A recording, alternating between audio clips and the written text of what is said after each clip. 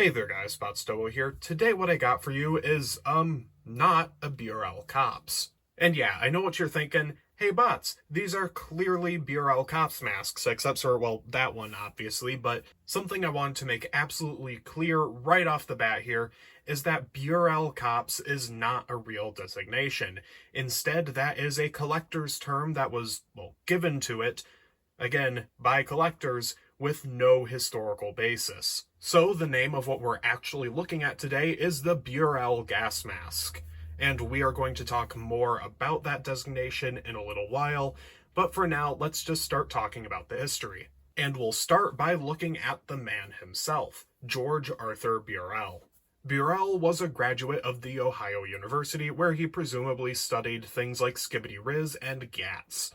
Jokes aside, I don't know what his actual degree was in, but it seems to have been some sort of engineering degree. Immediately after graduating, he went and spent some years doing work around industrial gases, though, again, what exactly he did isn't clear. But this all changes when Burrell leaves the private sector for the public sector by joining the Department of the Interior Bureau of Mines. It was there that he would spend 11 years working as a gas expert within the Bureau, and he would develop a very well-deserved reputation as an expert in his field. If you needed an expert on the topic of deleterious industrial gases, George Arthur Burrell was the man to go to.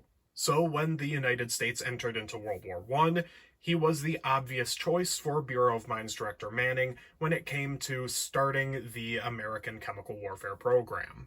Upon being selected for this task, Burrell went from Pittsburgh to Washington so that he could direct the developmental portion of America's budding chemical warfare program. What that ended up entailing was Burrell oversaw and partook in the development of both offensive and defensive chemical apparatuses.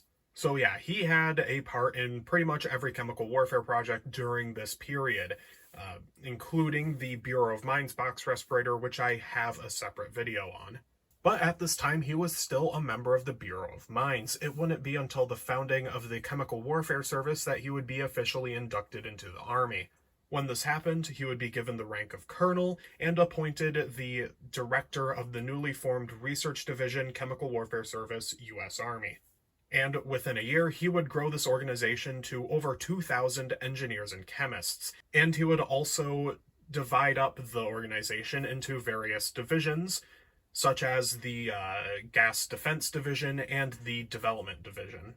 These divisions would also be split up into various specializations, such as the Development Division's Chemical Development Section and Mechanical Research and Development Section. And those two are really important as they were the ones actually designing the masks and canisters that the US military would use throughout the war. This organization would of course be located at the outskirts of Washington, D.C. in the American College. Parts of the campus were actually seized by the US government for this purpose. As probably most of you will already know, the US military as of late 1917 was using the corrected English-type box respirator. This was, of course, an improvement upon the previous Bureau of Mines box respirator, which was a failure for a number of reasons, which I believe I get into in the corrected English video, but if not, in its own video, which I also have on the channel. But yeah, both of these were essentially a clone of the British small box respirator. And while the corrected English-type box respirator was absolutely satisfactory, everyone kind of realized that these early gas masks needed to be replaced sooner rather than later to meet the ever-changing threats provided by developments in gas warfare. And the research division specifically became convinced that the future of gas masks laid in the Tissot masks. Most of you guys are probably already familiar with the Tissot principle and Tissot deflectors, but I will still give a history on it anyways. In the late 1800s, a French biologist named Jules Tissot would discover and dub the Tissot principle. And essentially what that was with regards to, well, masks, is that if you had a fogged lens, blowing air over the fogged side of it, typically the inside, would actually clear that fogging. Dr. Tissot, recognizing the obvious advantages of such a development, went on to produce some articles of respiratory equipment that would make use of Tissot deflectors.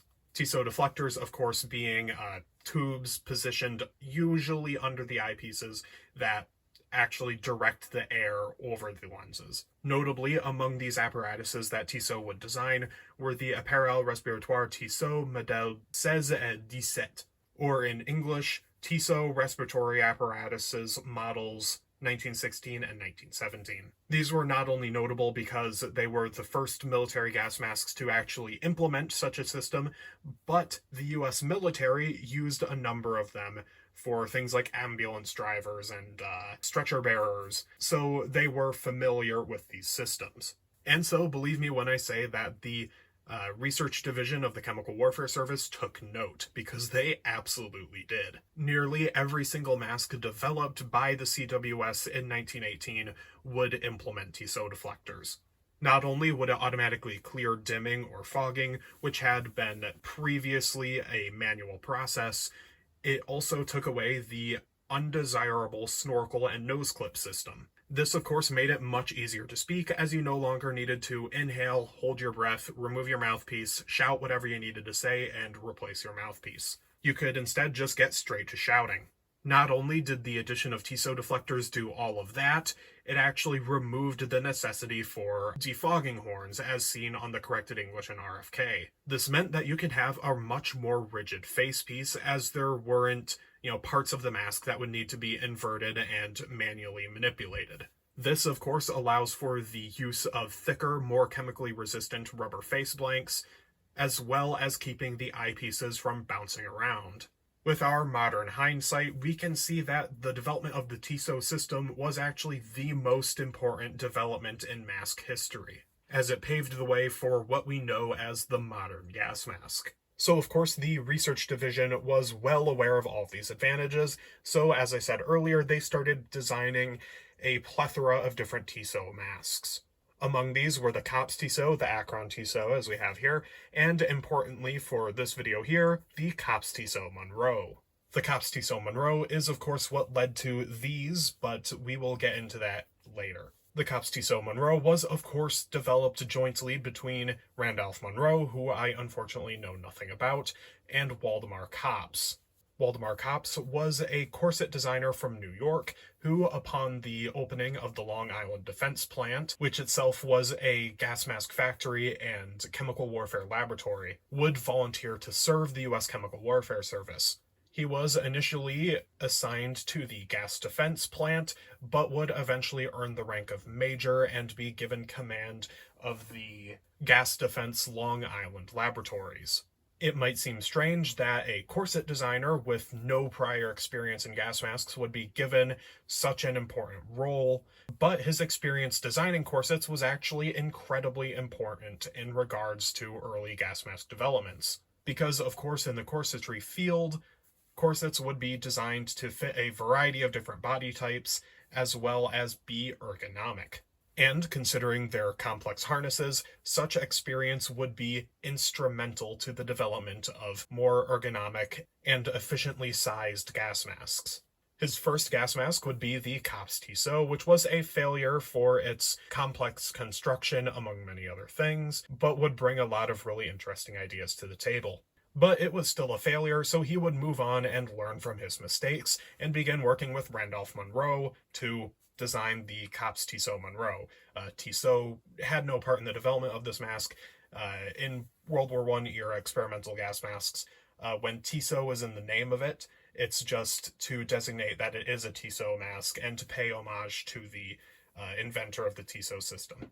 But anyways, as the experimental Tissot masks of 1918 all began to show their failings, the Kops Tissot Monroe only looked better and better. And by late 1918, it was actually selected as the Model 1919, or Victory Mask, sometimes referred to, in preparation for the theoretical spring of 1919 offensives.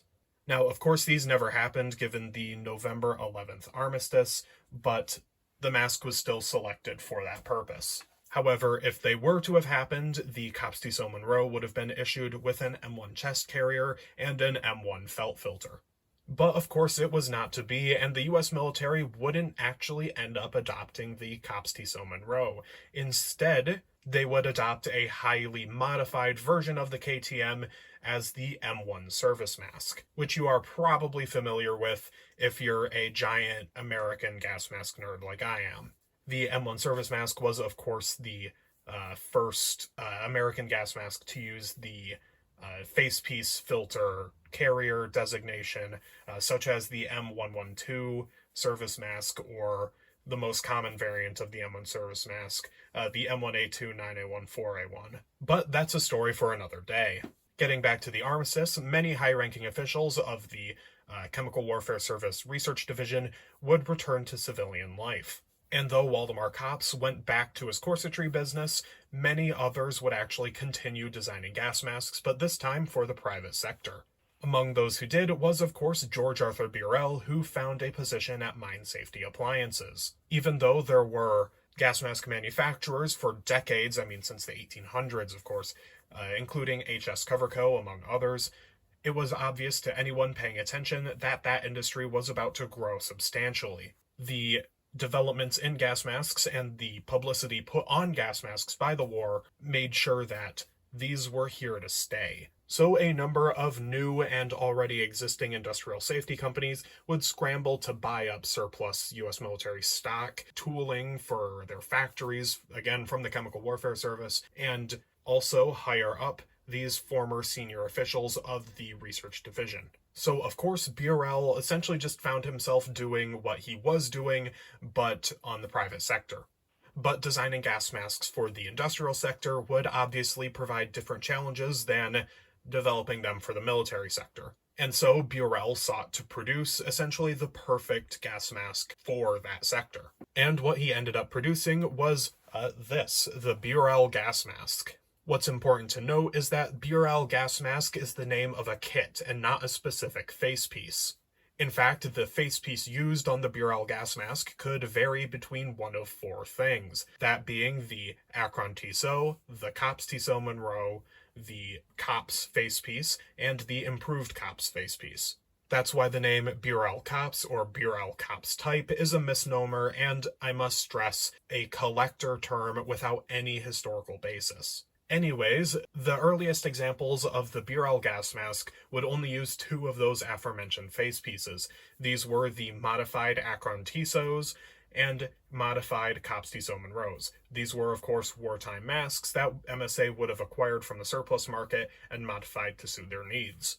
Oh, and yeah, I should specify that these were on the market as early as May of 1919. That's the earliest reference I can find to it, so it seems that that was about the time they were released. After some time, MSA actually acquired the tooling necessary to produce their own Kops facepieces. And I want to stress here that Kops facepiece is the correct name for, well, what we've got here, well, specifically on the left and right here, in regards to a Burrell gas mask kit. You can, of course, tell the difference between the modified wartime Kops facepieces and the MSA-produced Kops facepieces by the different texture of stockinette, the nickel-plated lens frames, and the change from reddish-brown gum rubber for the face blank to black rubber. Upon the Burrell gas mask's entrance to the market, they were immediately popular and sold a fucking shitload of them. And this wasn't just in the United States, as a couple decades after the introduction of these things, the Australian government would go on to say that these were the best industrial gas mask in the world. And of course, being a commercial industrial mask, they weren't just made in this style, they were made for many, many different specific use cases. This included dust masks like the Burrell Dust Mask, airline masks, rebreathers, and more. So yeah, Mine Safety Appliances very quickly became a leader in respiratory protection, a title they would hold until the modern day as they are still producing gas masks. But Mine Safety Appliances, of course, wasn't the only company selling gas masks at the time. There were many, and there were also many that didn't have the facilities to produce these new styles of gas masks. Or if they did, they didn't have the production capacity. So a bunch of different companies, such as Pulmosan or E.D. Bullard, would actually act as distributors for MSA and sell Burrell gas masks. The example that we're going to look at in a moment here, which is on the left, that is actually a Polmasan example. It's also worth noting that MSA wasn't the only company producing clones of the Kops Tissot Monroe. There was also Acme with the Acme #1, Saib Gorman over in the UK with their, I believe the first Purethas were the Kops Tissot Monroe clones, but British masks are in my area, so there might have been a Puretha before that. I don't know. Of course, there was also Davis with the part number 3020 facepiece. That would, of course, be replaced by the part number 3020W.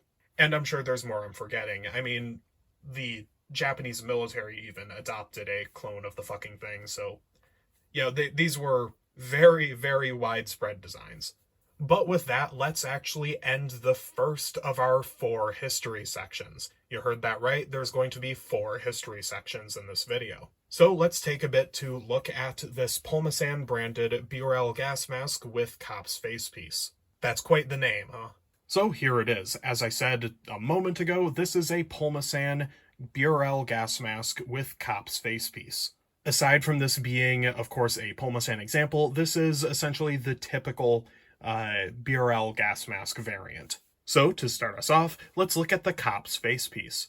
This being one of the MSA manufactured examples and not a modified wartime Kops Tissot Monroe, it is made from a thick black rubber with an outer layer of stockinette. The stockinette being distinct from the wartime stockinette used and added for increased chemical resistance. The eyepieces, of which there are 2, are triplex glass. That means there are 2 layers of glass with a layer of celluloid plastic sandwiched between them. The lens frames are the nickel-plated pattern, which differ from the black pattern used on wartime Kops Tissot Monroes. The angle tube design is typical for box respirators of the era, with its hose shank and exhale valve shank. The hose is of the 10-inch corrugated pattern as seen on military masks used by the United States during World War I, though this is distinct and manufactured by Mine Safety Appliances. And notably, the hose actually connects to the nipple of the canister via a removable clamp instead of the typical fabric tape and wire of World War I era American gas masks. And while the fabric tape and wire of those masks was designed to be removable so that the canister could be replaced, this clamp was used so that a user would not have to source fabric tape and wire every time they needed to change the filter. This was just a much easier and cost-effective system. How it works is you would just unscrew that bolt, and then the clamp would just come undone, allowing you to pull the hose off of the nipple. The canister is something we will talk about later. This is Future About Stowo coming to you to say something that I forgot. Typically they come with these stockinetted hoses, but sometimes they do come with bare rubber as well. It of course also has this bracket-style XL valve guard protecting the flutter valve. A flutter valve works by inflating like a balloon during exhalation. When it does so, the slits on the sides of the valve actually open up, allowing for air to pass through. When you are done exhaling, the valve deflates, which causes the slits to close up, ensuring that contaminated air cannot enter through the exhale valve. This is Future About Stowo again, coming to say another thing that I forgot. I've heard some people refer to these XL valves as M1 flutter valves, and that is wholly inaccurate. M1 flutter valves were what were used on the Corrected English and Richardson Flory Kops. Not these. These were actually just manufactured by MSA, and you can tell they're not M1 flutter valves because these are solidly molded instead of, well, cut from a sheet of rubber and folded together and vulcanized at the seams. Moving back to the facepiece, the face blank was not solidly molded, as was pretty typical of the era, and this can be easily seen by the presence of this chin seam. This is where the rubber would be vulcanized and pasted together. From this angle, you can also see the prominent chin cup, which would become a staple of this style of facepiece. It would, of course, be retained in future developments of the Kops style facepieces, including the military M1 series masks. The head harness is something we will only briefly touch on in this part of the video, as this example came with an absolutely roached head harness that I actually removed and replaced with the head harness off of an M40. So this is not original. But at the moment, I want to show off the buckles, as they are the pattern used by the US military from World War I all the way to the modern day. Though most of MSA's Kops face pieces used an elastic head harness in this style of buckle, some actually used a full rubber design with the later style of buckle seen on the improved Kops type face pieces.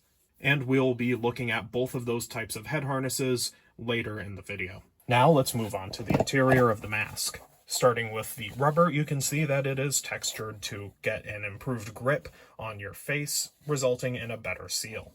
You can also see exposed stockinette where the buckle tabs were sewn in place.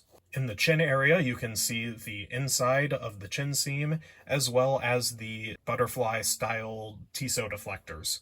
These Tissot deflectors are essentially an exact copy of what was typically used in the experimental Tissot masks of 1918. You can also see where exhaled air passes into the angle tube and out through the exhale valve. And that's pretty much all there is to look at in here, so let's move on to the filter. This style of Burrell Gas Mask kit uses a rather typical box filter, though this varies between different kits for different use cases. This is a more standard, universal type of kit. Because this canister is painted green and also has GMD embossed into the other side, we can tell that it is a type GMD filter. Those are rated to only protect against ammonia, though there are a multitude of different filters that could go with this kit. There was even, for a kit called the Burrell Dust Mask, a clone of the World War I era Fogler flat felt filter, which, if you're not familiar, is essentially a sheet of felt in a waterproof canvas covering from which a hose would emerge and connect to the mask. Essentially, it was an early attempt at a high-efficiency, low-resistance particulate filter that would act as a pre-filter for a war gas canister.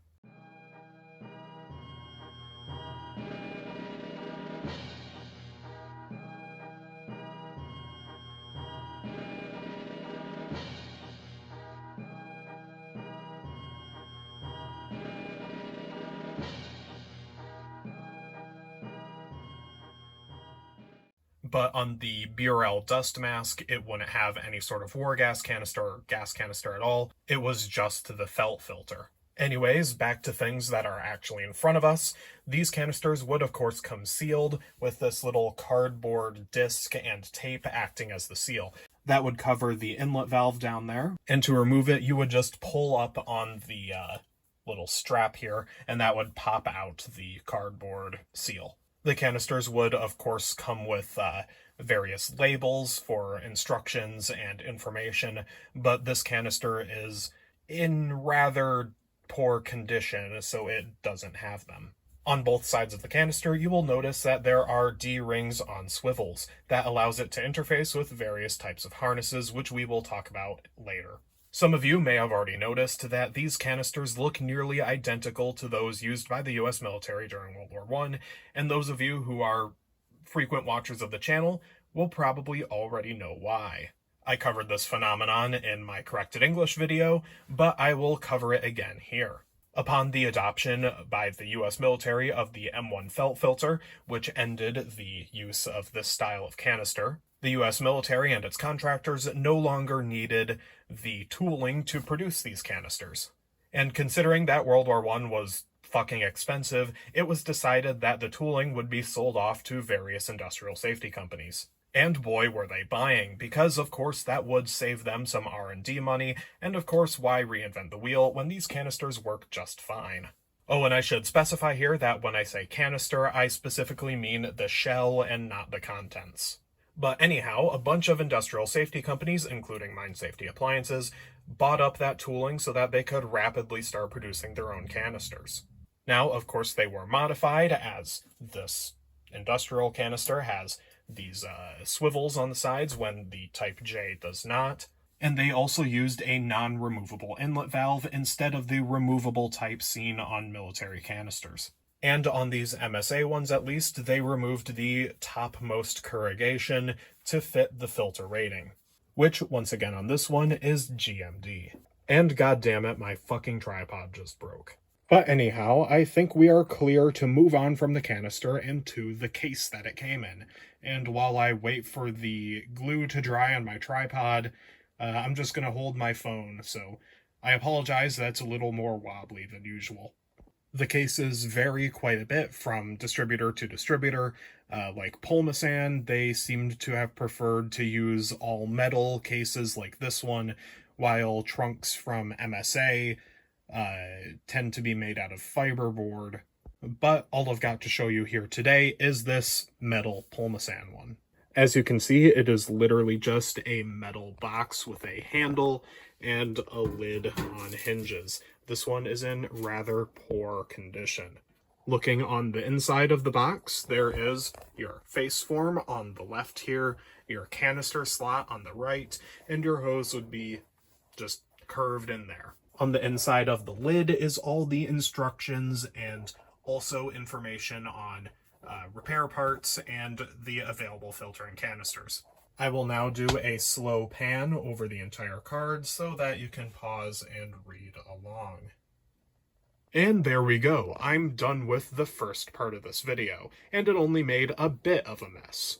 And so while I clean up all these paint chips and whatever else is in there, why don't we take a moment to hear from today's sponsor, because this video is actually sponsored for real. This video is sponsored by Moulage and Duke from GasMaskBunker, the people who are making videos like this. Let's see. Oh, it looks like a MBU 13 copy. And videos like this. This jumbled mass of filthy pipes that you're looking at right now are the remnants of perhaps one are back making YouTube videos. So if you want to learn a lot about a lot of different masks, or if you're more interested in learning about the lore of Baldi's Basics, Baldi's Basics lore? I would highly recommend checking out both of their channels. But that's not the only thing these two fuckers are up to. You see, the guy on the right there, that's Duke, is actually a very talented tailor.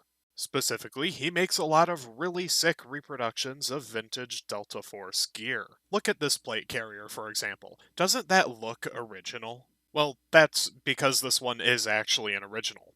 Actually, no it's not. It is a reproduction, but you probably just believed me anyways. That's just how good this guy is at making shit. If this kind of kit doesn't intrigue you, first of all, you're wrong, but second, he makes other stuff too. For instance, he actually made my papper pouch. Not only is it just the best papper pouch I've ever used, but it's also in M81 Woodland. Do you know how big of a pain in the ass it is to try to find a good papper pouch in this camo? It's a huge pain in the ass. Anyhow, I will be putting a link to both Moulage and Duke's channels in the description, as well as a link to Duke's Instagram. You should really pay them a visit. It's well worth it. And before any of you guys put in the comments, "Oh, bots, aren't you friends with these people?" That's not a real sponsorship.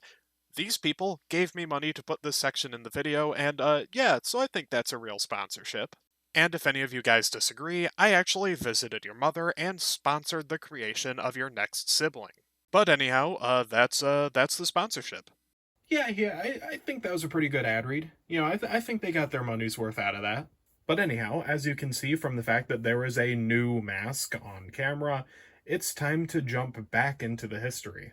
And to do that effectively, of course, we need to go back to World War I. While World War I cannot be given the title of the first war to use chemical weapons, it can be given the title of the first war in which there was mass use of chemical weapons. And in the Great War's arsenal of chemical weapons was, of course, the lacrimatory agent, or as we know it today, tear gas or riot agents.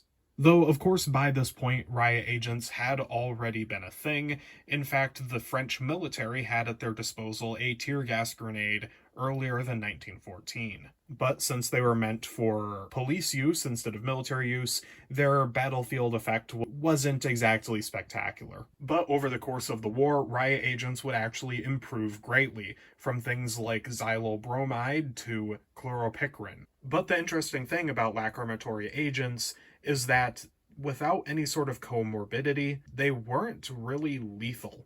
and despite not being lethal, they were still an excellent deterrent. So while the public saw most chemical weapons, such as mustard gas and chlorine, as inhumane and cruel, they saw riot agents as useful.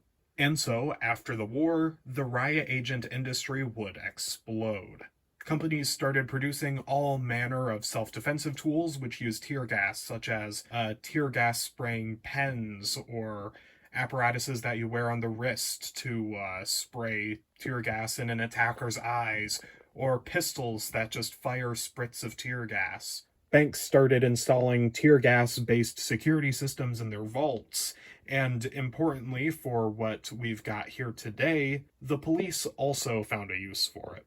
Because, well, you see, the non-lethality of tear gas combined with its rather convincing deterrent effect made it the perfect tool for the dispersion of riots. And in an era of major political instability, to put it lightly, this came in handy. And so, police precincts across America began procuring tear gas grenades and tear gas grenade launchers, both single shot and rapid fire.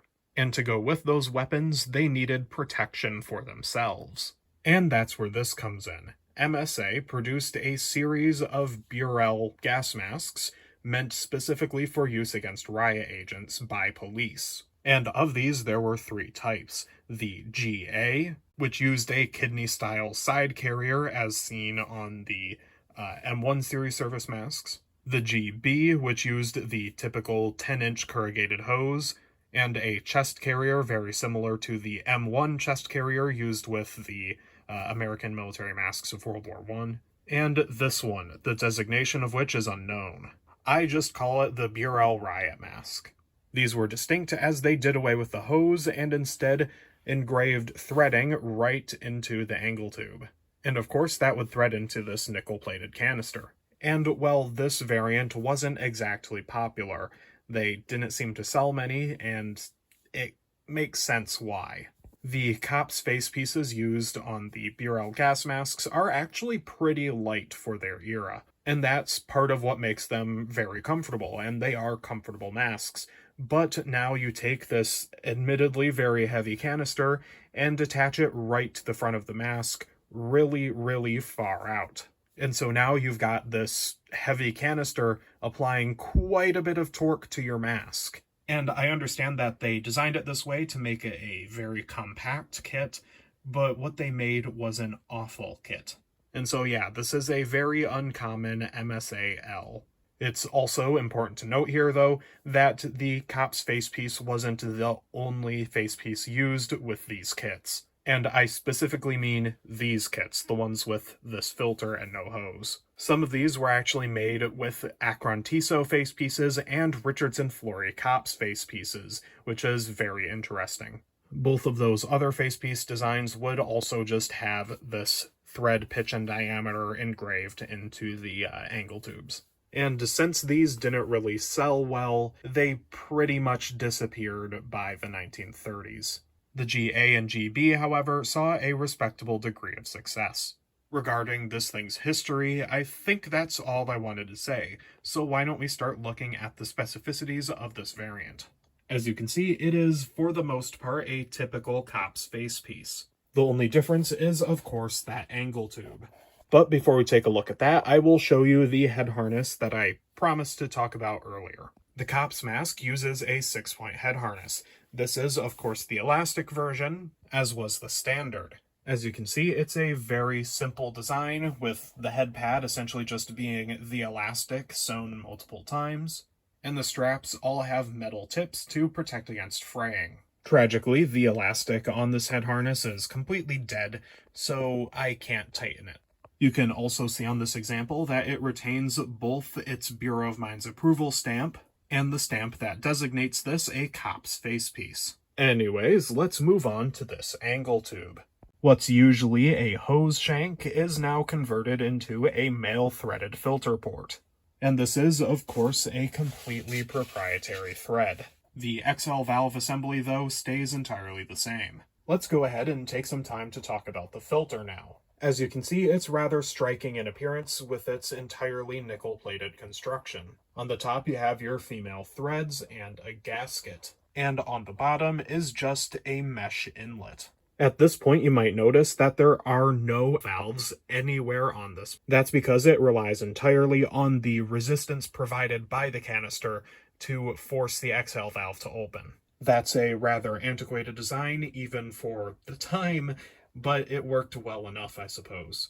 Another thing that's interesting about this canister is that the base of it is actually bolted on with screws. 3 of them, to be exact. So hypothetically, you could disassemble this canister. I won't though, as that's a very dumb idea. So here's what the mask looks like with the canister fitted. With that incredibly low thread pitch that you saw, you just know it takes a lot of twists to actually get this thing on there. In fact, it takes upwards of 11 good twists. So to conclude our discussion on this facepiece, the Kops face pieces used in the Burrell Riot kit are identical to those used in other Burrell gas masks, with the exception of the threaded ankle tube. And with that out of the way, we can now discuss the kit it comes with. And we'll start out with the anti-dim. The anti-dim kit is a military-style anti-dim crayon, which you will no doubt be familiar with if you collect American military World War I and Interwar era gas masks. I'm not going to remove the crayon this time like I normally do when I show off these anti-dims because it's in pretty rough condition. But you can see that it's wrapped in foil and comes with a cloth. Some of you might be wondering what the point of issuing anti-dim with a mask that has a TISO system is, and that's a totally fair question. You see, anti-dim and TISO deflectors provide a fundamentally different service. Anti-dim seeks to prevent fogging, while TISO deflectors clear fogging when it occurs. Moving on from that, let's talk about the carrier. It's a really simple bag with 2 lift-the-dot fasteners on the flap, and on the rear you've got 1 strap that I believe is for the waist. As you can see, you can unclip the strap from the D-ring and also adjust it. Opening up the carrier reveals a large empty void that your entire kit would go into. And this is, of course, how the mask fits in there. And with all that said, it's time to go on to the next history section. But before we jump back into the history, I kinda fixed my tripod. Unfortunately, Gorilla Gluing it back together didn't work somehow, so I just wrapped a bunch of rubber bands around the stock of it, and somehow that did work, kinda. Like what happened was the part that keeps the actual legs from traveling upwards past a certain point, that just snapped off on one of the legs. So it can technically still travel past that point, it just does it very slowly now. So I'm sorry if the entire view just pans downward over time. As the 1920s went on, mask technology continued to improve, and the mindsets surrounding mask design and development also continued to evolve. And with these changes, World War I style and pre-war style masks would rapidly become obsolete. In fact, more and more of the respirator manufacturers that were operating in the United States in the 1800s began disappearing. They had been manufacturing essentially the same respirator since the late 1800s, and they went defunct in the 1920s. Though some of these legacy companies managed to modernize and survive, such as HS Coverco. And of course, Mine Safety Appliances saw and, in fact, contributed greatly to these advancements. And so they, of course, felt the need to iterate upon the most successful commercial industrial gas mask of the time. In approximately 1929, they released this, the Burrell Gas Mask with improved Kops-type facepiece. As you can see, of course, this introduced a number of major changes. One of these changes, of course, being the new Yablick valve. As the name would imply, this XL valve was designed by a fellow named Max Yablick. He was a 1916 graduate of the Columbia College holding a degree called Engineer of Mines. Seemingly quite rapidly after graduating, he began working for the United States government, but exactly what department is unknown. When World War I rolled around, he began working alongside the Chemical Warfare Service and the Ordnance Department, but I do not believe he was a member of either. Specifically, he was called upon to help design a new high-efficiency ammonia absorbent at the request of the Ordnance Department. What he ended up producing was something he dubbed cupramite. Cupramite was, of course, based on copper sulfate, which most ammonia absorbents were. Cupramite ended up being satisfactory, and parts of the research division of the Chemical Warfare Service began working on canisters based around it. It would also, of course, be patented, with Max Yablik being named as the inventor. Unfortunately, though, in our society, living costs money, so Yablik had to find a way to continue making money. And one of the ways you make money as an inventor is by selling the rights to produce or use the things you've invented. Yablik, being a smart fellow, realized that a high-efficiency ammonia filtrant would make quite a bit of money on the industrial market. So he wound up selling production and use rights to the American LaFrance Fire Engine Company Incorporated. And here I should say that it is indeed pronounced LaFrance and not LaFrance, as I have heard some people say. But anyhow, the use of genuine cupramite, as they would say in all the ads, was a pretty big selling point to LaFrance, as they were, of course, the only company that was allowed to use cupramite. In fact, they would at times advertise their ammonia gas masks as Yablik gas masks. Since Yablik was making some money off of the sale of LaFrance's cupramite canisters, he would naturally become quite angry when the Protecto Safety Appliance Company, operating out of New Jersey, would begin selling unlicensed cupramite. And so, of course, he sued. With Yablik's name being on the patent, you would think that this would be a pretty open and shut case in his favor, but he actually ended up losing. And that's for one simple and incredibly important reason. You see, his employer paid him for the development of cupramite. And with that being the case, the patent actually belonged to his employer, in this case, the United States government, and he had no right to profit off of it. And yes, that is the case, even though his name was on the patent. Now, the cupramite patent was found to be infringed upon by the court, but Yablik's specific claims of damages against him by Protecto were found invalid. Admittedly, though, this is not really all that relevant to our discussion on the Burrell Gas Mask, but I find it interesting, and this is my channel, so you can't stop me. Jokes aside, I do find it very important to provide any sort of backstory I can find to these historical figures, because they are just as much a part of the history as the masks themselves. But anyhow, the big takeaway is that he had some inventions under his belt, one of them, of course, being the Yablik valve. He would file to patent the Yablik valve in 1922, and it would be accepted in 1924. This patent, though, would be without any of the legal drama, and so MSA was able to produce it without any issue. The Yablik valve is essentially a flutter valve with a centrally mounted stalk instead of one mounted at the top. This makes the mask a bit more compact and streamlined, and makes it a lot easier to guard the valve effectively. Some of you may recognize this as one of the styles of valve used on the Connell mask. And that would be correct, but this is distinct in that this is solidly molded, and that was, well, patched together like the M1 flutter valve was. Anyhow, the improved Kops type facepiece arrived on the market in approximately 1929, and this was the main facepiece that would be sold with the Burrell Gas Mask until it was retired. This, of course, happened in approximately 1940, with the Burrell Gas Mask being replaced by a manner of kits using the all-vision facepiece. So the first difference that probably jumped out to you is the fact that they removed the outer stockinette layer. And now it's just made from the same black rubber that the original MSA-produced Kops face pieces were made from.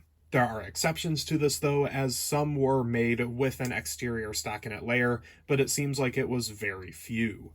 This actually also goes for the original MSA-produced Kops face pieces, as some of them were actually produced without the outer stockinette layer, but again, that's very few of them. Moving on, you can see that it retains the same old eyepiece design as on the original MSA-produced Kops face pieces. And you can also see that the bare rubber hose has now become the standard. However, it of course retains the same design of hose clamp. Taking a closer look at that hose, we can see that the canister is attached to it in the typical manner, that being with its nipple clamped. The real difference is up here where it attaches to the mask. You can see that there is no longer an angle tube, instead the hose just attaches to a typical hose shank. The rubber head harness design has also now become the standard. Looking closer, you can see that the buckles are also entirely different in order to accommodate the thicker rubber harness. Though these are the same harness buckles that are used on the original MSA-produced Kops face pieces that use the rubber head harnesses. The straps all have a series of extrusions molded into the rubber in order to get it to lock into the buckle more easily. This helps it maintain adjustment. Another cool feature of these head harnesses is that the grip pads on the straps are textured to make them easier to hold on to and reinforced with an internal layer of stockinette to make them harder to rip. All of the buckles are actually mounted to the mask on these swivels, which allows the strap to settle more naturally and also reduces the amount of tension applied on itself. So instead of pulling itself at a weird angle, it instead just pulls the buckle. The head pad moved away from the World War I style, just sew all the straps together at their apex, to an actual head pad. Typically, this head pad would contain the information that it was manufactured by MSA and that the harness was patented in 1921, but this one's actually for a mystery distributor. And that mystery distributor actually blanked out the part of the head harness that says that it was made by MSA and then just cut off the patent date for some reason. And as you can see, that cut is done very haphazardly, with the N in November still showing on the left side here, and the overall durability of the harness being drastically reduced. What does remain is the text that says front straps to be pulled last. What that means is that instead of pulling on the neck straps last like is done today, you actually do that with the straps up here. What we would today call temple straps are instead called side straps. So yes, you adjust the neck and side straps first and then pull the front straps last. That's essentially the opposite of how it's done today. Finally, let's get a close look at this Yablick valve. As you can see, it is much more well guarded with this entirely new guard design. And it also doesn't just dangle behind the hose as it used to, which makes this mask a little bit more compact and streamlined. The valve stock is located in the center of the valve instead of at the top where it would be in a normal flutter valve. But other than that, it works in the same way as a typical flutter valve. There are slits on the side and the bottom portion, and this top portion essentially acts as a pressure chamber to ensure that the correct amount of exhaled air is, well, exhaled before it actually opens up. I think that's everything I want to talk about on the outside, so let's move on to the interior. Here you can see that it is quite similar to the original MSA-produced Kops face pieces, with a few notable differences. At the base of the butterfly-style TSO deflectors, there is no longer a hole for the exhale valve, which makes sense considering that the angle tube was removed. Instead, where the exhaled air flows is between them in the front. There are also no more stockinette patches where the buckle tabs would be sewn into the mask, because the rivets are now just embedded into the rubber. Other than that, it's pretty much the same. Oh yes, something I forgot to mention earlier is that these are still not solidly molded, as can be seen by the presence of a chin seam. Moving on to the kit, I'm only going to briefly touch on this because there's nothing all that different about it compared to the Pulmasan Burrell Gas Mask that I showed you earlier. I also don't have the trunk that this thing was supposed to come with, which is unfortunate. However, this canister is actually quite the mystery, as it is rated to be Type DG, which I don't know what that is. On top of this, it is also painted brown, which is a color that is supposed to be reserved for Type GME canisters. So this canister is quite the mystery, and I'm rather stumped. But there are just as many things that are normal about it as there are weird. It is, of course, built using the old World War I era tooling with added D-rings and swivels. Those, of course, integrate with a filter sling that is to be worn on the chest. Going back to the harness for a second, you can see that on the left side neck straps buckle, that there is an added D-ring. This D-ring is a feature of the improved Kops-type face pieces and is there so that you can clip the entire mask to your chest harness/filter sling when not in use. And that's pretty much everything I want to say about this kit in particular, so let's move on to our fourth and final history section of the day. And to do that, we will once again have to go back to World War I. The Great War saw the first uses of the air raid, and well, of course, specifically aerial bombing. And while you could use these tactics against military targets, you could also now quite easily go and hit civilian targets far behind the front lines. Prior to the war, hitting a nation's industry and civilian populations was significantly more difficult. In fact, you were limited essentially to the range of your artillery. But due to many factors, most of the time it wasn't really worth it to even do that. Now, obviously, there are exceptions to that, but much of the time, a civilian population wouldn't actually be touched by the enemy until they marched an army through their town. But now, with the advent of bomber zeppelins and bomber planes, a military can now actually extend its reach out far into enemy territory. And doing so, they could now hit actual strategically important locations. There was, of course, also the concept of terror bombing, where you would purposefully target civilian populations to lower morale. The results of these new technologies and strategies was that the attritional warfare that had plagued World War I could now be extended to the civilian population and the home front in general. And this, of course, scared the shit out of civilian populations and their governments, so you start seeing civil defense programs popping up all over the world. And things are made even worse with the advent of poison gas spraying planes, as well as the aerially dropped gas bomb.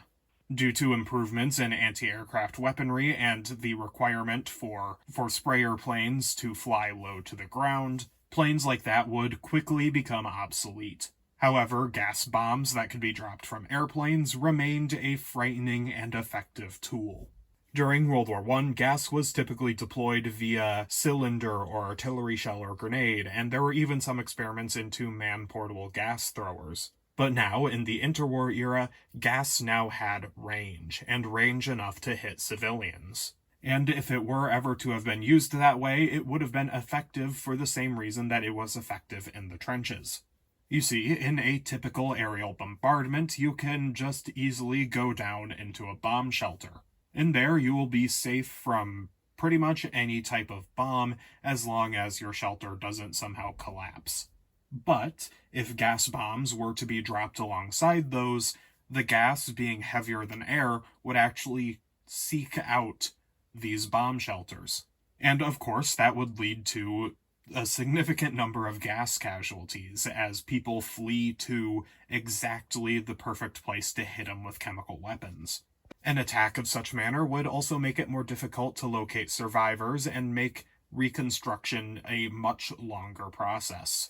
And that's because, of course, gas takes time to dissipate, and you can do that manually, but in such an attack, we are talking about some pretty massive blankets of gas. So, necessarily, to reach survivors in time, you would need to march first responders in there in chemical protective equipment. On top of that, even when the gas dissipates, you would need to decontaminate the area. Already you can see how easily this could overwhelm first responders and local medical infrastructure, but now imagine that something like mustard gas were used. Though those who wore a mask might not die, they are now also a casualty. And with all of that explained, I'm sure you can now understand just how terrifying the invention of the gas bomb was. And believe me when I say a bunch of people at the time also realized just how scary this shit was. So, to at least partially counter such a threat, the civil defense organizations of the world began developing their own gas masks. Really, the only requirements for these gas masks were that they were good enough to help you survive and cheap enough to produce for the entire country. The United States, of course, just like any other major power, would produce their own civil defense masks. Among them were the M1 non-combatant series, like this M1A211 non-combatant mask. These were, of course, based upon World War I's Kops Monroe, but they were significantly cheapened and simplified. While the M1A211 non-combatant mask would become the United States Office of Civil Defense's primary gas mask for adults, the Navy would go a different way. The Navy would contract mine safety appliances to design, develop, and produce a mask based on their COPS facepiece used on the Burrell Gas Mask. And that's what we're looking at right here. This would be adopted as the Navy Type NC gas mask Model A1. Unfortunately, the timeline isn't exactly clear. It seems like it was adopted prior to 1941. My example is actually dated 1941, so it absolutely was adopted before that point. The point at which these stopped being used is also unknown, unfortunately. But if I were to speculate, and I must stress this is speculation, I would guess that production would cease right after World War II ended. My reasoning for that is right when the war ended, the US didn't really need as many gas masks, so many gas mask developmental programs were canceled, and also production slowed down rather significantly. So it wouldn't be all that much of a reach to say that that's probably what happened to this. Again, though, that is just speculation. It is known, however, that the Model A1 had some very minor influence on a future mask after it was retired. The CWS Dev Lab at MIT took some very minor inspiration from the Model A1 when designing the Navy Diaphragm Mark V. I must stress, though, that this was very, very minor influence. Essentially, it was just some vague ideas taken from the layout that would be applied to the Navy Diaphragm Mark V. I have frequently seen members of the greater mask collecting community claim that the ND Mark V was based on the Model A1. This is wholly inaccurate. As I said, the influences that the Model A1 had on the Mark V were very, very subtle and very limited, while masks such as the Navy Diaphragm Mark IV had much more significant impacts on the development of the Mark V. Even with these influences, though, the Navy Diaphragm Mark V was its own original design, so saying that it's based on any particular mask is incorrect. Focusing back on the Model A1, some of you may be wondering why the Navy would even need a civil defense mask. Well, the answer is actually pretty simple. The Navy employed, and to this day continues to employ, a significant number of civilians in their dockyards and bases. These were, of course, non-combatants, so issuing them a combatant's gas mask would be an absolute waste. But they still, of course, needed gas masks because this being a naval dockyard or naval base or some other installation that hires civilians, it would be a prime target for a foreign power to hit with an air raid. I think I am comfortable ending the final history section of the day right here. And so now we can finally move on to looking at the final mask of the video. As you can see, it uses the same stockinette and black rubber as the more typical COPS face pieces used with the Burrell gas masks. At this point, I should probably mention that this is not a Burrell gas mask. It is its own thing entirely. Also, this was not referred to as a COPS face piece. But anyhow, the similarities end at the materials used. Everything else, down to the shape of the face blank itself, is distinct. But probably the first difference that popped out to you is this big panoramic visor. It's just a single layer of celluloid plastic that is stitched and cemented into the face blank. And it of course has no frame whatsoever. On the left and right side, it has two threaded filters. These filters and their plates are actually quite interesting. Firstly, these are wholly unique and proprietary to this mask.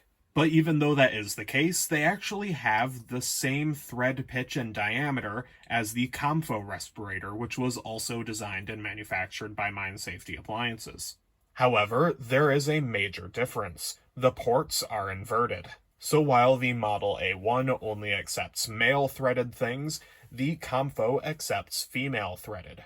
In fact, if you look at the filter plate on the Model A1, you will notice that it is actually just a modified version of the filter retainer off of a Comfo.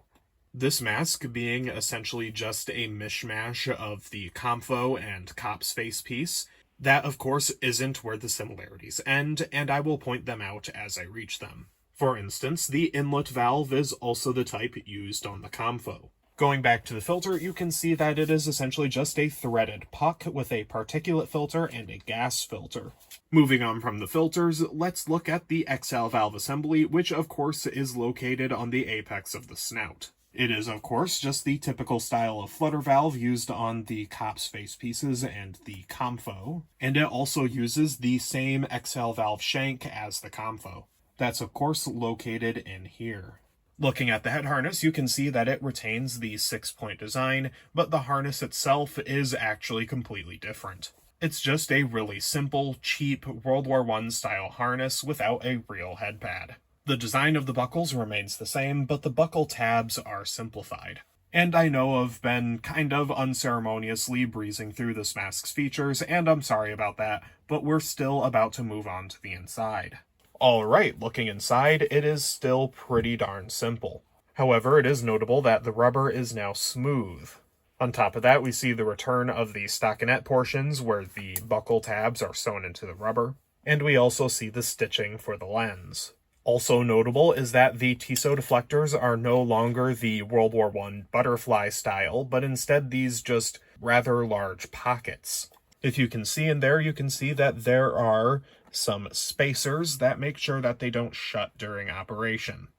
I'm not sure if the camera's picking it up, but deep in there you can see the manufacturing info, and that includes Mine Safety Appliances Co. and their address, as well as the date of manufacture, and what seems to be either a lot number or a mold number.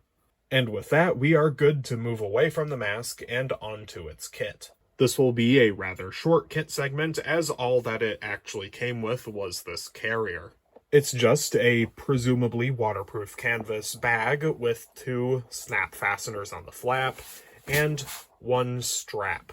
This is, of course, your shoulder strap, and the carrier does not feature a retaining strap. While this means it would bounce around more, that doesn't really matter on a civil defense mask, and also that makes it marginally cheaper.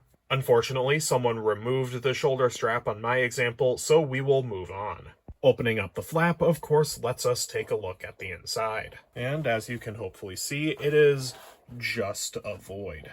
And that's pretty much all there is to say about this thing. And since that's the last mask of the video, I think we can... I tricked you. You thought there wasn't going to be one more mask? Well, there is. It's this Comfo hood. Am I doing this segment just to flex on you?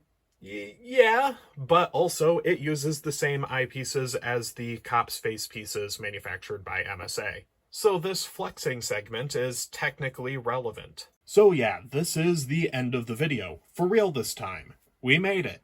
But before we go, I would like to take a minute to thank our sponsor again. Because, this video literally would not have happened without them. I would be lying if I said that they were the ones who inspired me to make videos. It's actually Germa's fault that I started doing these, oddly enough. However, they did inspire me to make good videos. I'm sure there's still a few of you around who remember this, but when I first started this channel all the way back in October of 2019, it was a parody of Mask YouTube as a whole. Essentially, these videos were me just repeating the same 2 facts over and over in different ways, and also saying just straight up wrong information. And then busting out the mask and being like, well, here's my example, it's in pretty good condition, and that's pretty much it. And so all of these videos would wind up being 30 minutes long. So not only were these videos long, I essentially just said nothing for the entire runtime, making them completely worthless. I also had this series called Boogaloo Brain, where I played an alternate character who was just a prepper YouTuber, and that shit was unironically hilarious, and I should bring that back. And so while to this day I continue to find the concept of those videos pretty fucking funny, they were also just straight up dog shit. But anyhow, Duke and Moulage were actually making great mask content, and it made me realize that I kinda didn't want my channel to just be a joke. And so here I am now making these incredibly long videos where I feel like I do actually say something worth listening to. Now, I don't know how long the video is going to be yet, considering that I haven't edited it down, but I do know that the raw footage is well over an hour at this point, and I believe I have thoroughly justified that length. But like I said, this video straight up wouldn't be possible without Duke and Moulage. They helped me so much with the research, in fact, with just all of my research over the years. And yeah, they're just a pair of truly brilliant, just amazing people, and I will be leaving a link to both of their channels in the description, and also Duke's Instagram page. Anyhow, if this is the type of content you want to see on YouTube, make sure to leave a like and subscribe, and also, speaking of people who've given me money, maybe go to my Linktree, buy a t-shirt, maybe go to my coffee, give me like $5, I don't know. But, like, you also totally don't have to do that, of course. As someone who believes that all information should be available free of charge, you don't have to, and I totally understand if you don't. And this is, like, kind of an aside. I'm not trying to, like, sneakily be like, hey, you should give me money because these videos are expensive. But I mean, like, some of these videos are actually, like, expensive. And I mean, like, sure, I bought all of these masks for my collection, but I mean, like, I've got a bunch of, like, modern escape hoods that I bought for a video that I still haven't even, like, scripted. And that was, like, months ago, and I think I spent, like, $100, like, acquiring all those fucking things, so, like, these videos get kind of expensive. I mean, like, I bought both of these Burrells here for, like, $80 a pop, because, like, that's how much they're worth. In my opinion, if you spend more than, like, $100 on a normal, like, Burrell kit, even one of these, like, older ones, without the improved Kops face pieces, I think that you're kind of getting scammed. But so, if you're looking for a improved Kops face piece Burrell Gas Mask or just a regular Kops face piece Burrell Gas Mask, I'd say pay like $80.